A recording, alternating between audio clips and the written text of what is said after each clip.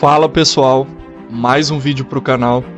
Hoje a gente vai falar da Primeira Guerra Sino-Japonesa, que durou de 1894 a 1895, assim como a maioria das guerras da história, que várias vezes tiveram seu início provocadas principalmente por expansão e ocupação territorial. A Guerra Sino-Japonesa não foge dessa regra. No contexto do expansionismo imperialista japonês, da segunda metade do século XIX, essa guerra resultou no início do controle do Japão sobre áreas estratégicas do Extremo Oriente, como a Península da Coreia, que possuía grandes reservas minerais de carvão e ferro, o que fez com que o Império Japonês se tornasse mais visível ao mundo ocidental, e também as potências imperialistas ocidentais da época. Tudo começa quando, por mais de 2 séculos, a política japonesa Sakoku, sob os shoguns do período do Edo, chegou ao fim, quando o país foi obrigado a abrir o comércio pela intervenção americana em 1854. Aí veio a Era Meiji, que o Japão passou a se tornar propriamente uma potência econômica e militar com tendências imperialistas, bem no ano de 1867. A Era Meiji teve início com o imperador Mutsuhito, que pôs fim à Era Edo, que perdurou no Japão por cerca de 200 anos e caracterizou-se por construir uma sociedade agrária, feudal e baseada em clãs políticos. O clã principal era o Shogunato Tokugawa. Com Mutsuhito, as bases feudais japonesas foram gradualmente sendo demolidas. O Japão conseguiu modernizar-se e inserir-se no capitalismo internacional, sobretudo por meio da compra de tecnologia ocidental, maquinária industrial e armas. Além disso, ocorreram reformas políticas, agrárias e urbanas no território japonês, que tornaram a economia do país mais dinâmica do que da época feudal.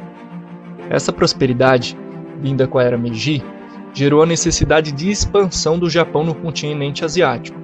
Uma das primeiras conquistas territoriais foi a das ilhas Ryukyu, ao sul, em 1879. O interesse maior dos japoneses estava na Península Coreana. O problema é que a Coreia estava há bastante tempo subordinada à China. A China possuía relações tradicionais com a Coreia e servia na condição de Estado vassalo. Por ser uma península aberta ao Oceano Índico, a Coreia era considerada uma região estratégica, sobretudo no que diz respeito à recepção e ao escoamento de produtos comerciais e matérias-primas. A Coreia pagava tributos à China e vinha sobre a sua influência cultural, tendo o confucionismo como a sua religião oficial. Entretanto, em virtude de conflitos como as 2 guerras do ópio e a Guerra Sino-Francesa, a China ficou gradualmente enfraquecida na segunda metade do século XIX. E ao contrário dos japoneses, os chineses não se modernizaram.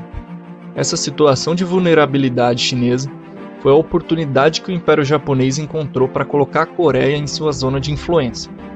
Os setores mais reformistas da Coreia viam na ascensão do Japão moderno uma possibilidade de ganhar mais autonomia e, por mais consequência, de também modernizar a península.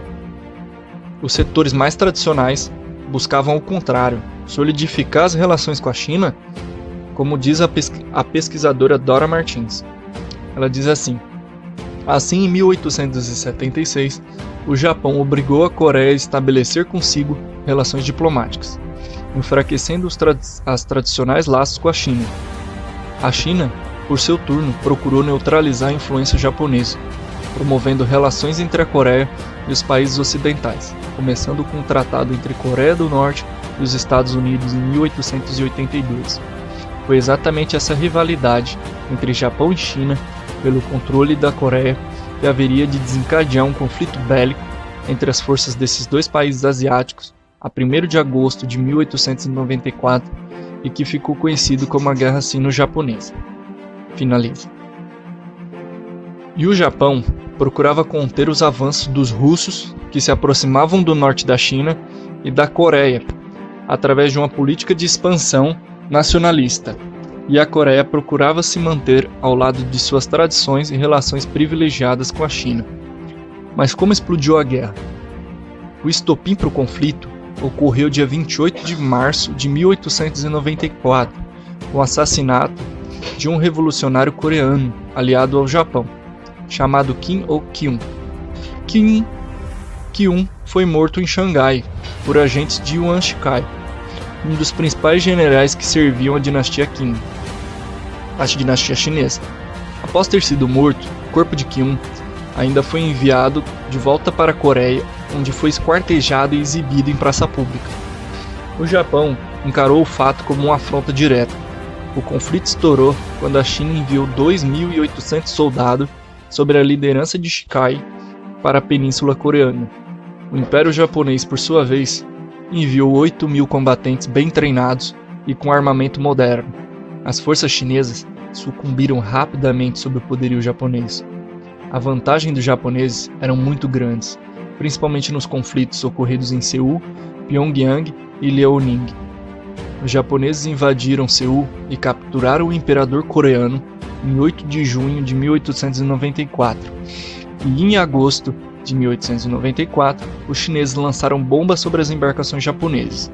A resposta foi imediata. O Japão contra-atacou em 1895, promovendo a invasão da Manchúria, e tomou o Porto Arthur.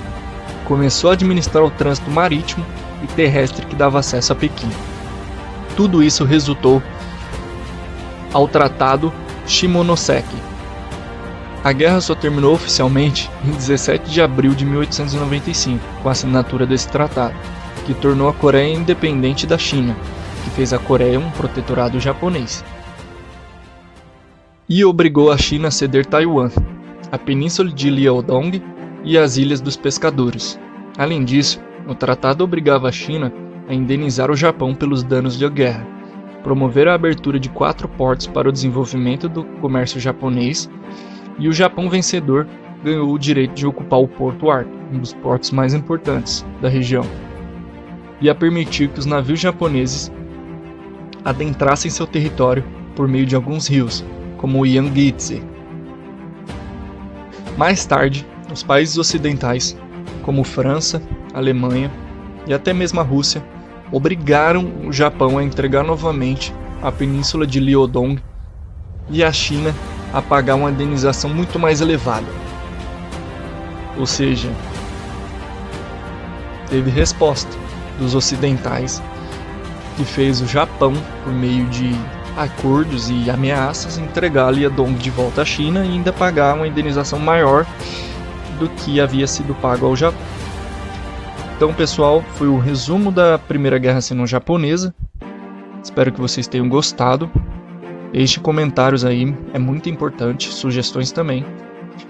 Deem um like, se inscrevam no canal, compartilhe o vídeo, que é muito importante para continuar o trabalho, que só está começando. Agradeço mais uma vez vocês. Até a próxima. Falou!